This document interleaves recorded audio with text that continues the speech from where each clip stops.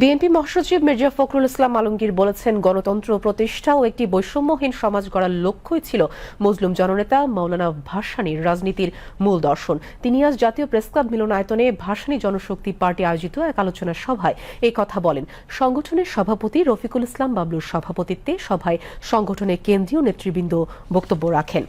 BNP মহাসচিব বলেন, আগামী জাতীয় নির্বাচনকে বানচাল করতে একটি গোষ্ঠী অপতৎপরতা শুরু করেছে, তাই সরকারের উচিত প্রতিটি প্রার্থীর নিরাপত্তা নিশ্চিত করা।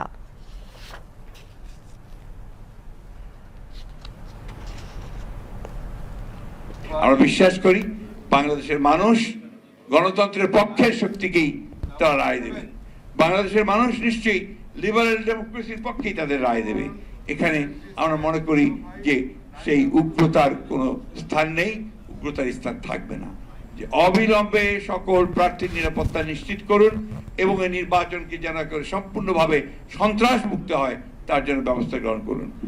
ইতিমধ্যেই আপনারা আমাদের পার্টির চেয়ারপারসন অ্যাক্টিং চেয়ারম্যান তিনি আগামীকাল এই ঘটনার প্রতিবাদে সারা দেশে বিক্ষোভের আহ্বান করেছেন। আমরা এটাকে মনে করি যে এটা একটা চক্রান্তের অংশ, এটাকে এখনই বন্ধ করার জন্য প্রয়োজনীয় ব্যবস্থা গ্রহণ করার জন্য আহ্বান জানাচ্ছি।